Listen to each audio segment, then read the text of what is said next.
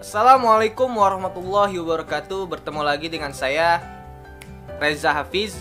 Pada kali ini saya akan memberikan bagaimana tata cara mengenai sholat Aid di rumah. Boleh nggak sih sholat Aid di rumah? Bagaimana tata cara pelaksanaannya, waktunya, dan sunnah-sunnah yang harus kita kerjakan. Nah, untuk menjadi acuan kita pegangan dalilnya, yaitu Imam Malik Bukhari, bahwasanya Anas bin Malik radhiyallahu anhu ketika itu melaksanakan sholat Aid di rumah bersama keluarganya dan budaknya jadi imam. Jadi ketika itu Anas bin Malik menyuruh budaknya untuk menjadi imam dan kemudian bersama keluarganya Anas bin Malik melaksanakan sholat Aid. Nah, itu menjadi dalil pegangan oleh para ulama kita. Nah, kemudian bagaimana sih pelaksanaannya?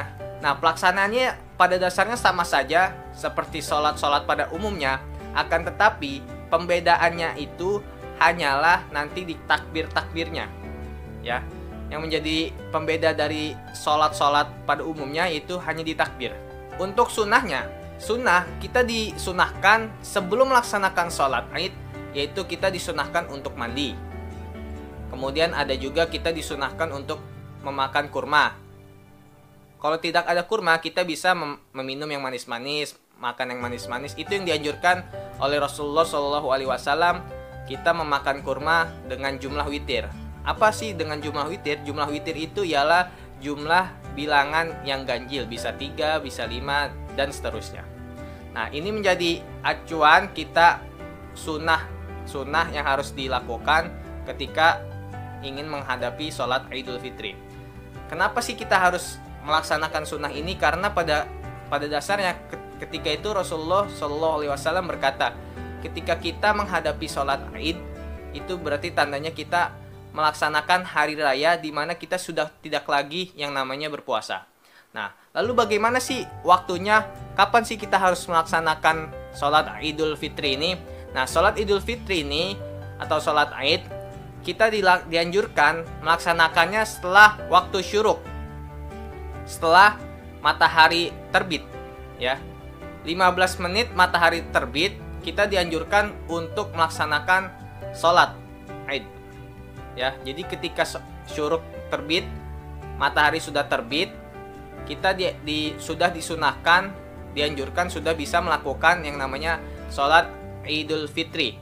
Nah, lalu sampai kapan waktunya? Batas sholat Aid ini itu waktunya batasnya hingga 15 menit menjelang zuhur. Nah, ini waktu pelaksanaan daripada sholat Idul Fitri. Oke, berikutnya yaitu tata cara pelaksanaan sholat Idul Fitri. Nah, sholat Idul Fitri pada dasarnya sama saja dengan sholat-sholat pada umumnya. Hanya yang dibedakan yaitu hanya pada takbir-takbirnya, ya.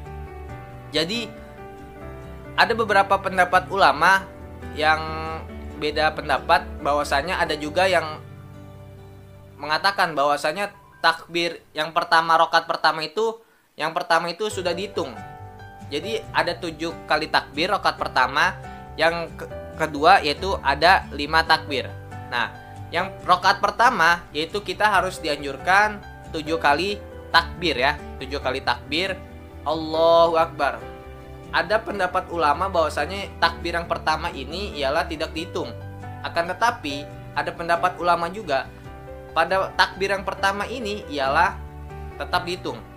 Allahu Akbar, Allahu Akbar, Allahu Akbar. Nah, sampai 7 kali takbir di rakaat pertama.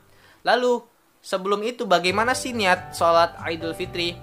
Yang pertama itu ketika kita menjadi imam, yaitu usolli sunnatal Idul Fitri raka'ataini imaman lillahi ta'ala.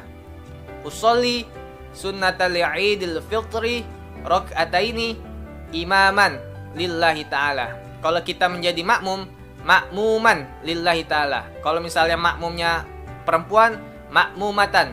Jadi gitu ya, simpel ya. Usolli sunnatal Idul Fitri raka'ataini imaman lillahi ta'ala.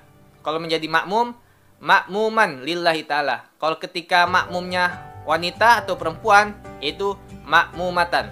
Nah, lalu ketika itu kita langsung takbir. Takbiratul ihram ya. Diawali dengan takbiratul ihram. Allahu Akbar. Bisa juga itu tidak termasuk dalam hitungan takbir pada rakaat pertama, yaitu 7 kali takbir. Diawali dengan takbiratul ihram, itu belum dihitung. Jadi takbir yang berikutnya baru dihitung, hitungan pertama.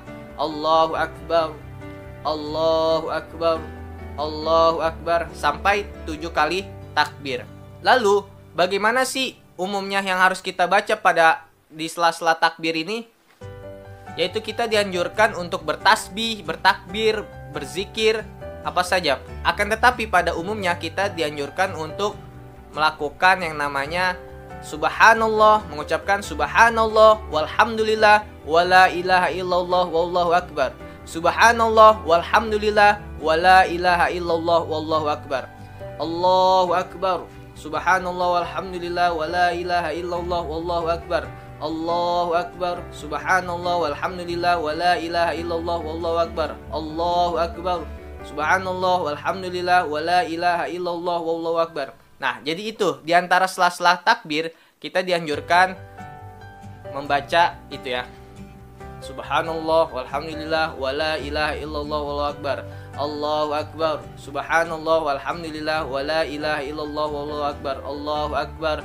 Subhanallah, walhamdulillah, wala ilaha illallah, wallahu akbar. Jadi seperti itu. Nah, itu yang rakaat pertama. Lalu apa suratnya? Suratnya kita setelah takbir 7 kali, kita membaca surat Al-Fatihah.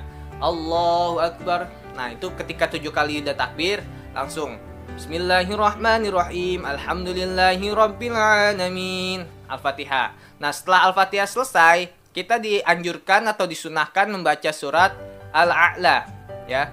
Surat Al-A'la. Lalu ketika misalnya teman-teman tidak hafal atau tidak bisa dengan surat-surat lainnya. Nah, ya. Akan tetapi tidak menjadi acuan surat Al-A'la harus bisa. Akan tetapi surat-surat pendek pun juga tidak apa-apa. Yang penting itu sunahnya ya, membaca surat Al-A'la. Lalu kemudian setelah kita selesai rakaat pertama, sholat pada umumnya, kemudian ruku ya, kemudian sujud. Nah, kemudian kita diri lagi. Nah, kita lalu 5 kali takbir. Nah, kalau yang rakaat pertama itu kan 7. Rakaat yang kedua yaitu 5 kali takbir. Allahu Akbar. Nah, itu tidak dihitung tuh.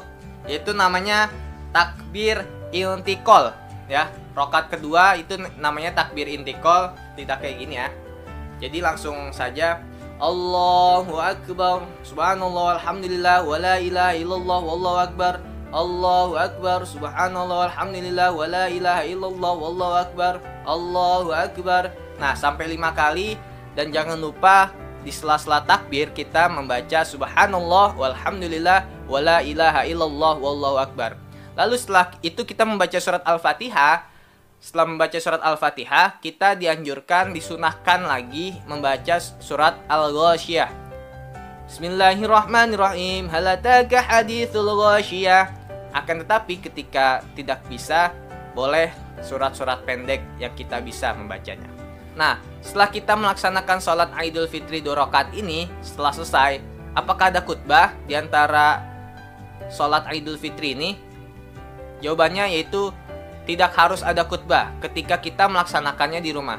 Akan tetapi, kalau misalnya jamaah kita, keluarga kita banyak, yaitu dianjurkan ada khutbahnya, lebih baik. Akan tetapi, tidak dianjurkan banget dan tidak diwajibkan banget harus ada khutbah. Jadi ketika itu dalilnya lagi yaitu Anas bin Malik ketika itu di rumahnya tidak pakai khutbah.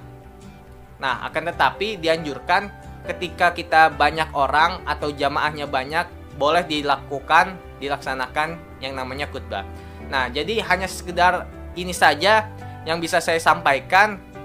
Jadi tidak masalah gitu. Pada dasarnya tidak berbeda daripada sholat-sholat pada umumnya, sholat Idul Fitri ini.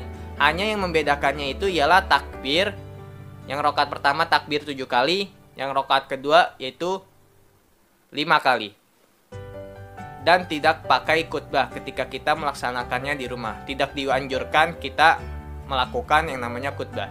Jadi hanya sekedar sholat sunnah seperti biasa dengan pembedaan takbir rakaat pertama 7 kali dan takbir rakaat kedua yaitu 5 kali. Nah, untuk pembahasan selanjutnya yaitu nanti saya cantumkan di deskripsi di YouTube channel ini ya. Di bawah video ini nanti saya cantumkan deskripsi bagaimana tata cara sholat Idul Fitri ini. Kurang lebihnya mohon maaf. Wassalamualaikum warahmatullahi wabarakatuh.